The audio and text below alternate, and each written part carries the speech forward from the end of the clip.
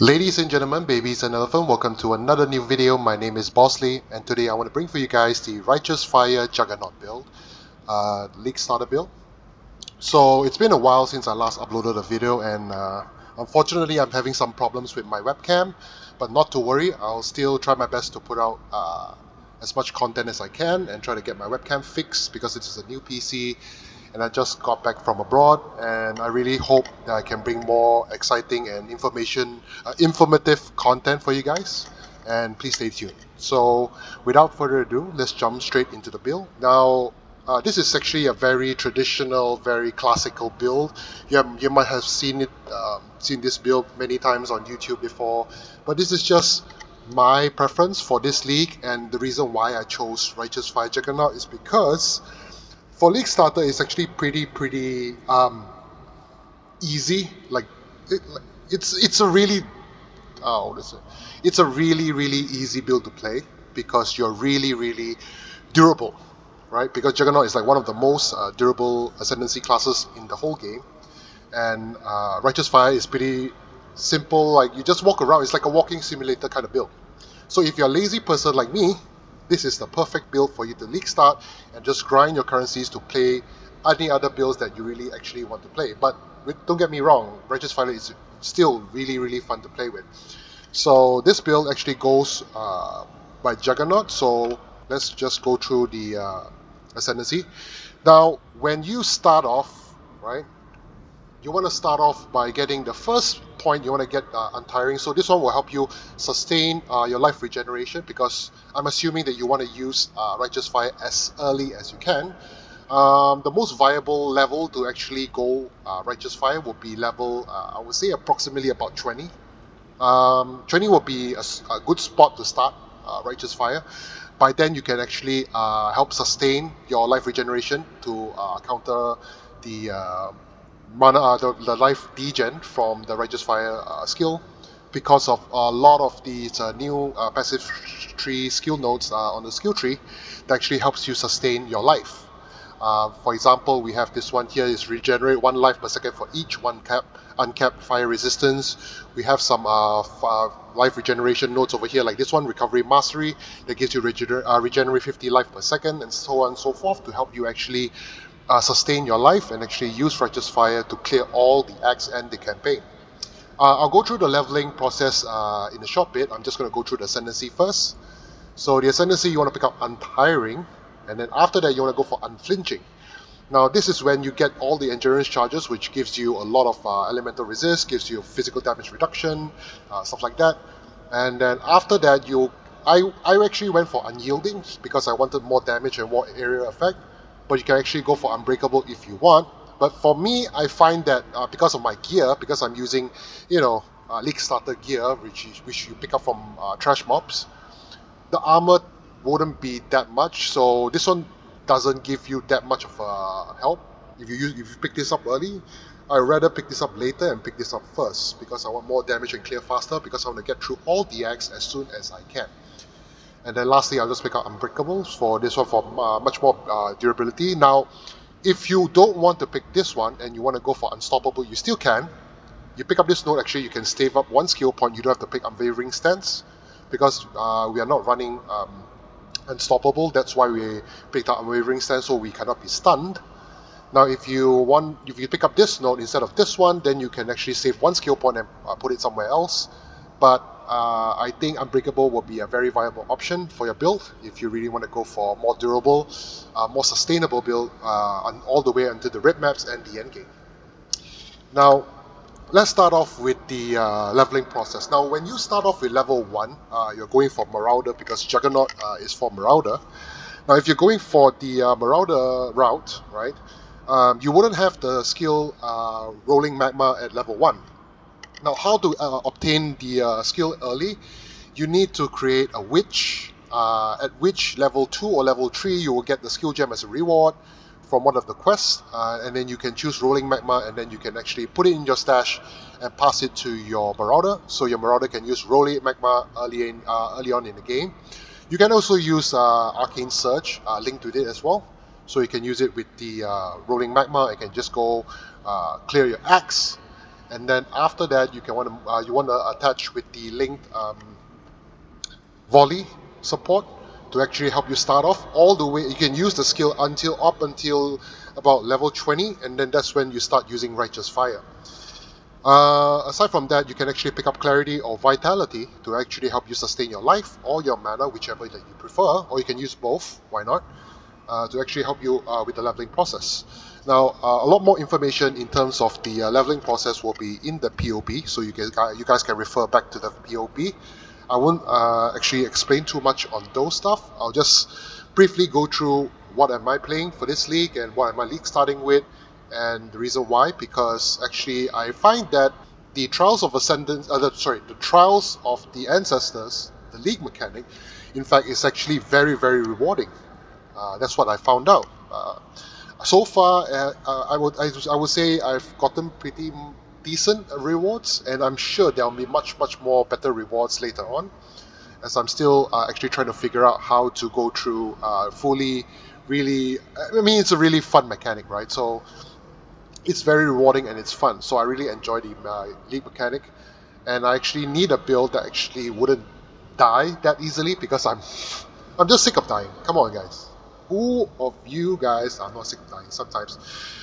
With this build, actually, you don't have to worry too much about your health pool, and you can just focus on the objective by destroying and capturing all the enemy totems. If you know the Trial of Ancestors league mechanic, and then in the end you want to capture the enemy hero's altar, and then you win the match and win the tournament and potentially get a lot of rewards.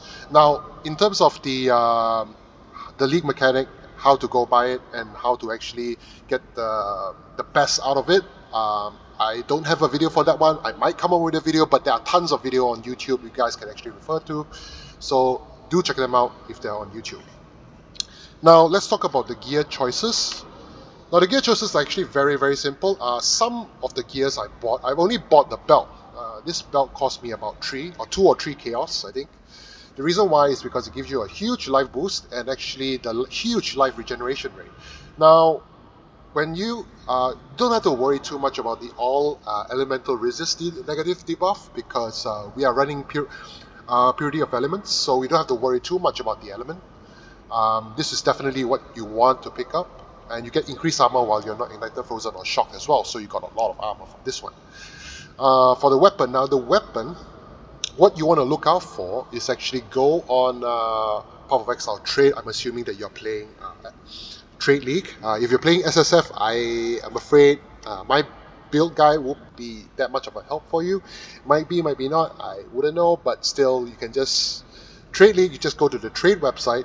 You want to look for a weapon that has level to all fire spell skill gems and potentially getting burning damage. Now, if you get level of all fire spell skill gems early on, you will get higher level Righteous Fire and Fire Trap if you're using Fire Trap later on, and it gives you a lot of damage. Now, Righteous Fire scales with gem level, so you want to get as much gem levels as you can on your Righteous Fire so you get more damage. Aside from that, you want to try to get fire damage to spells and attacks as well. That will boost your damage. Damage over time will boost your damage. Damage over time multiplier will boost your damage as well. Fire damage as well, but if you get flat to fire damage, that wouldn't get any increase of your DPS. Aside from that, what I mentioned before, it will all work sweet for you. For the helmet, I got really lucky. I got the enchant from the Uber Lab. So for the helmet, you just want to get life regen, some resist, and some life and some armor. For the shield, I picked this up. I found a really nice shield. So this one has reduced extra damage from crit strikes, and I have armor resist on the shield and life. For the amulet, I have on this build you actually need a lot of dexterity and intelligence because of the skill gems that we are using. So you want to get as much dex and intelligence as you can. On this one, I got my area effect and also some resist. On the rings, you want to get resist as well, some life, some resist and some life, some resist, some life, some intelligence, some stats. Basically, you want to look out for intelligence stats, dexterity stats, and resist and life. And armor, I have a very shit armor, just because it's 5-link, that's all. Armor, some resist and some life regen, which is crap. The gauntlets, I have life regen, dexterity, life resist. On the boots, I have dexterity as well, life, resist, and intelligence. So as you can see, some of my gears actually has dexterity and intelligence as well. And the skill gems. So the skill gems for the main skilling will be Righteous Fire, linked with Efficacy, Elemental Focus, Burning Damage, and Life Tap. Now the reason why we're using Life Tap is because all our skills we use Life Tap, so Life Tap will automatically engage. Even though when we do Shield Crush, we'll have Life Tap, or we even do Frost Fling, we'll get Life Tap. So all our skills will Life Tap will give us Life Tap most of the time, and the Life Tap will actually give us 18% more damage while you have Life Tap. Okay, and you can use the last one will be Swift Affliction, but I don't have the last socket yet. Soon to be coming. That's the main gem link. For your Fire Trap will be Fire Trap linked with a Combustion, Trap and Mind Damage, and Life Tap. For the Life Tap, so I think this is a more utility kind of Shield Charge with Life Tap. Arrogance is meant for the Vitality. Later on I'm going to switch Life Vitality with Arrogance, so I'm going to reserve Life as well, so you get one extra maximum resist, one of the skills on the skill tree. And after that, faster attacks for the Shield Charge. Purity of Elements, Malevolence, Stone Golem. Here I have Frost Fling with Flammability and Hex Touch with the Life Tap. And that is the Molten Shell on my left click, Vitality and Determination yet to be activated because I need more mana reservation efficiency on my skill tree. But soon enough, I'll get it done. So that is the gem links. For the Flask choices, I have the Life Flask just in case shit goes sideways. Armor Flask. I have Bismuth Flask. I need to change this one though. I haven't changed this one yet. Quicksilver Flask for easy movement, and Amethyst Flask for more Chaos Resist because we are actually quite hungry on Chaos Resist.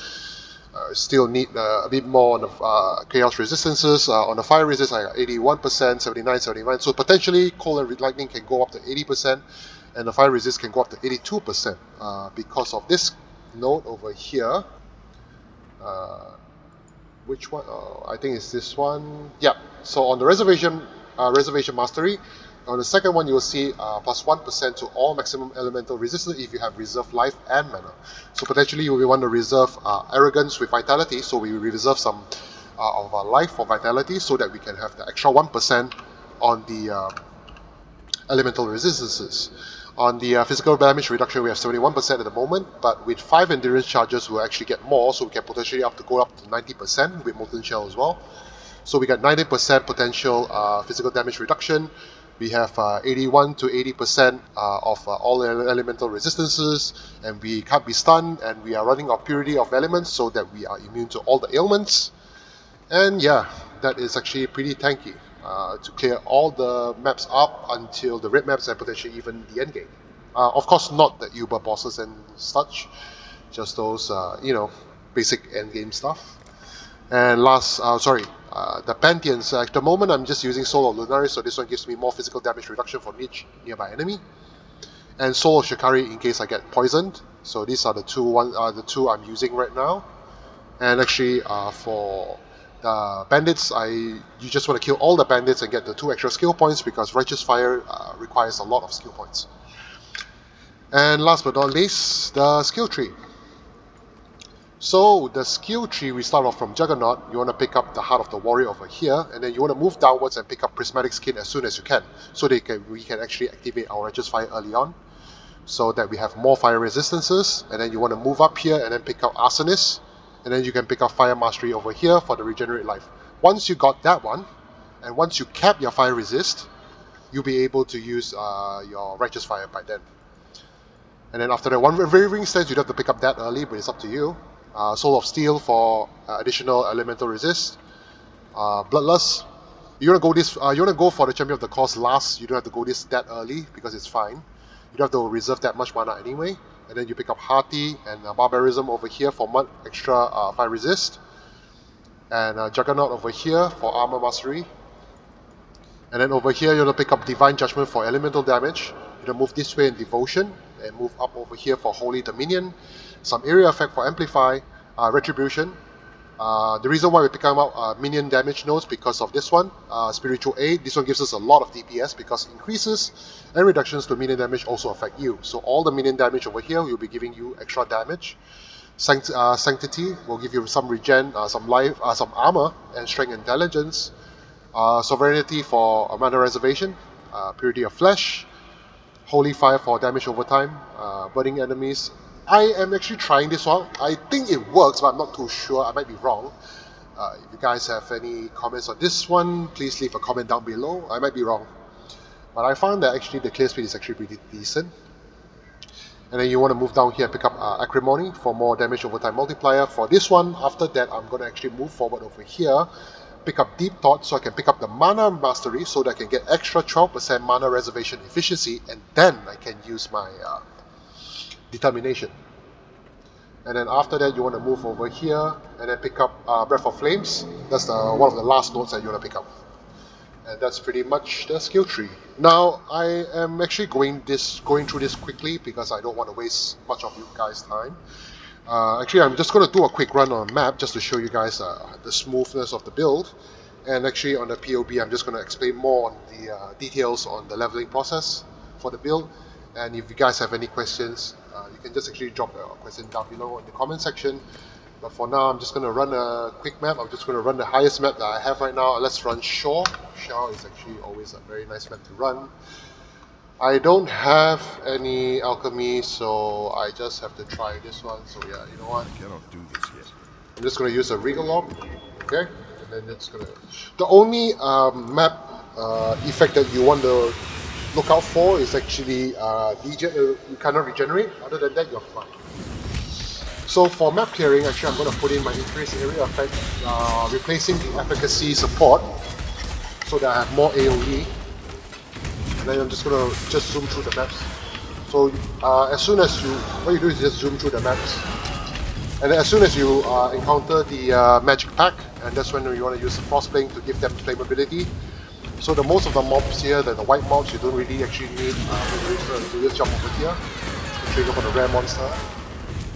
So you want to clear every inch, you just, shield charge all the way, move. Actually very straightforward build. Yeah, you can just, some rare monsters over here. Oh. Rare monster, just throw 1 or 2 fire traps and then you clear him off. Okay. As you can see, everything on your screen is just actually just burns. Okay, you can just jump once and you get flammability. Jump again, and it also actually helps you a lot in jumping over the ridges, so you can actually move around the map easier rather than just relying on the shield charge. And then you just want to clear the mob packs over here. The boss is over here. Throw 1, 2 fire trap, fire trap, fire trap. Just kite him around. Just fire trap, fire trap. You can just face tank if you want. Just stand here and face tank in and then you can... Yep. That's pretty much it for the map. Early on the stages, I actually just want to clear the maps as fast as I can so I can actually progress my map a lot faster. So actually that's why I'm actually using this node over here, which is Wandering Path. So I'm actually getting a lot more percentage on the map drops, and of course potentially the duplicates. I'm not too worried about all the mechanics just yet, so for map sustain I'm going to use this and pick up all the map nodes so I can get as much maps as I can and finish all my maps and get all the watchstones, and then after that I will respec it into all the main passive, Atlas passive points. Alright, thank you guys so much for taking your time watching this video. I really hope that this guide actually give you some information that you need. Thank you very much, and if you guys have any comments, please drop a comment down on the comment section down below. If you like the video, please like and subscribe to my channel. I appreciate you taking your time watching the video. Sorry about that. I hope you guys have a wonderful week ahead. Peace out.